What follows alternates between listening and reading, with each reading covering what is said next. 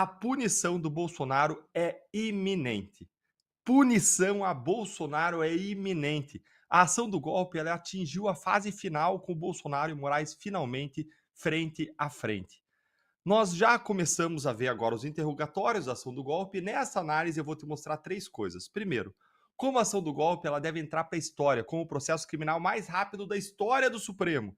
Segundo, como esse caso está muito mais rápido do que o caso Lula, quando todo mundo criticava o caso Lula, dizendo que teria corrido muito rápido. E terceiro, o que deve acontecer a partir de agora. O que vai acontecer a partir dos interrogatórios? Quando vai acontecer a condenação a jato de Bolsonaro pelo Supremo, que está chegando cada vez mais rápido? Bolsonaro pode ser preso até o mês que vem. E eu vou te mostrar isso. Bora então direto ao primeiro ponto. Essa ação penal do golpe, ela vai com certeza entrar para a história como o processo criminal mais rápido da história do Supremo. O mesmo Supremo que demorou mais de 10 anos para condenar o ex-presidente Fernando Collor, que demorou mais de 7 anos para concluir o julgamento do mensalão, é o mesmo Supremo que vai condenar o Bolsonaro em 5, 6 meses. Isso é absolutamente impensável por escancarar um duplo padrão que separa o caso Bolsonaro de todos os outros casos da história do tribunal. Não tem nada parecido na história do Supremo. E avançando já para o segundo ponto, essa celeridade é maior até do que acontece na primeira instância em casos similares, que são casos complexos de os réus presos, julgados aí por juízes eficientes. Os casos da Lava Jato, por exemplo, demoraram entre 8 e 12 meses para serem sentenciados na primeira instância, em média, onde é muito mais simples de conduzir um caso criminal do que num tribunal como o Supremo Tribunal Federal. Ou seja, o Supremo deveria demorar mais do que a primeira instância. Vamos comparar esse caso do Bolsonaro com o caso Lula. Porque diziam que a Lava Jato foi muito rápida para condenar o Lula e com isso teria atropelado direitos. Então eu estou aqui agora esperando a esquerda e a turma dos direitos humanos, o clube das prerrogativas, aquele clube da impunidade, estou esperando que ele se manifeste sobre isso aqui que eu vou falar e que eu vou mostrar para vocês. Acompanhe aqui comigo. Ó.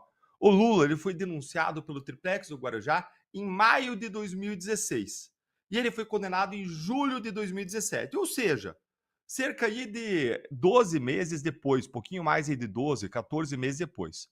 E teve uma baita gritaria de que teria sido muito rápido, quando essa era a média da duração dos casos da Lava Jato mesmo.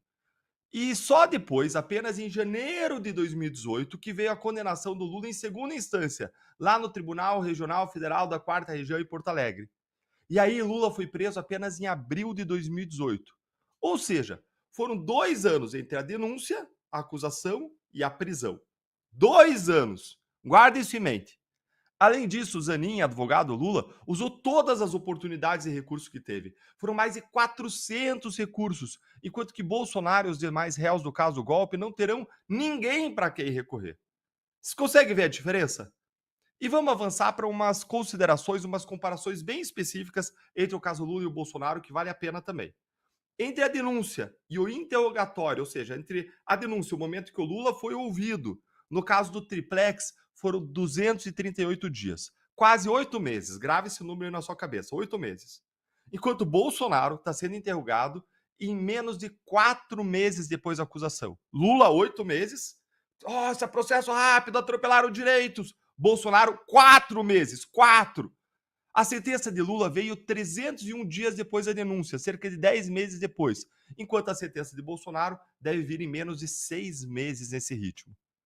No caso do sítio do Atibaia, a diferença então é ainda maior, mais escancarada. Lula foi interrogado 1 ano e 6 meses depois de denunciado, contra 4 meses de Bolsonaro. A condenação, no caso do sítio do Atibaia, veio 1 ano e 8 meses depois, quando no caso de Bolsonaro, isso deve tomar 6 meses.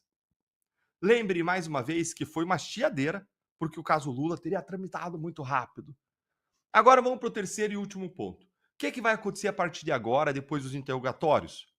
Encerrada essa fase, vai se abrir um momento em que as partes, tanto a PGR como as defesas dos réus, vão poder pedir diligências complementares, provas complementares. É o que a gente chama de fase de diligências complementares.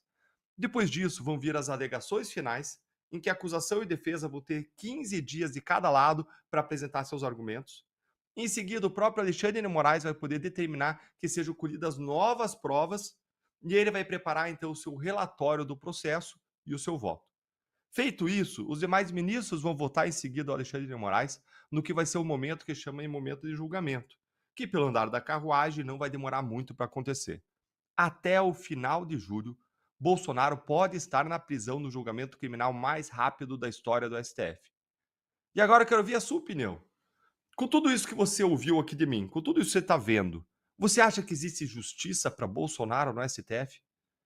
Você acha que Bolsonaro vai conseguir ganhar tempo nesse julgamento de alguma forma? Ou ele vai estar condenado até o fim do mês que vem ou pouco depois? Conta aí para mim nos comentários.